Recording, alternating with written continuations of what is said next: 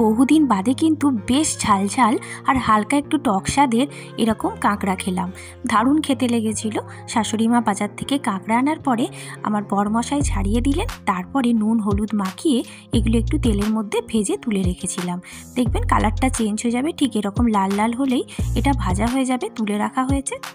তারপরে পেঁয়াজ, টমেটো আর রসুন এগুলো কুচি করে কেটে একটা সুন্দর পেস্ট করে নিয়েছি মিক্সিতে। এরপরে দেখুন তেল গরম করে তার মধ্যে কিছু কাঁচা লঙ্কা আর এই পেস্টটা দিয়ে দিলাম মশলার।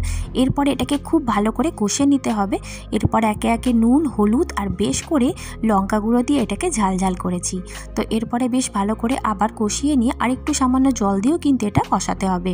এরপরে দেখুন একটু স্বাদ মতো চিনি আর লাস্টে সব শেষে একদম কষানো হয়ে গেলে একটু তেঁতুল গোলা জল দিয়ে 2-3 মিনিট কষিয়ে নেওয়ার পরে এরকমভাবে গরম জল দিয়ে গ্রেভিটা যতটা রাখবেন সেই অনুযায়ী জল দিতে হবে। তারপর কাঁকড়াগুলো দিলেই একদম রেডি।